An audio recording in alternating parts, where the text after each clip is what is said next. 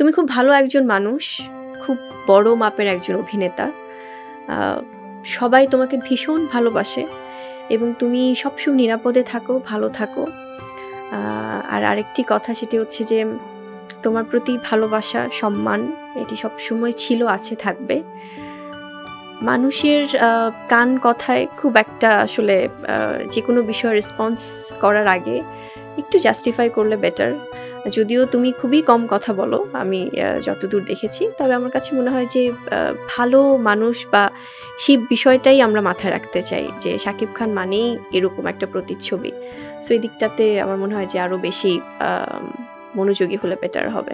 এবার একটি টক শোতে দেখা গেল বুবলিকে বিশেষ কিছু কথা বলতে সাকিবকে উদ্দেশ্য করে। নায়িকা জানিয়েছে, সাকিব তুমি অনেক বড় মাপের মানুষ, তুমি কারোর কান কথায় কান দেবে না। এটা ইনডাইরেক্টলি অপু বিশ্বাসকেই বলা হয়েছে, কারণ অপু বিশ্বাস নানান জায়গায় বুবলির বদনাম করে বেড়ায়। এবার সরাসরি না বললেও ইনডাইরেক্টলি সাকিবকে বুঝিয়ে দিল বুবলি। বুবলি আরও বলেন, আমরা অনেক ভালো আছি, সাকিবের দায়িত্ববোধ অনেক বেশি।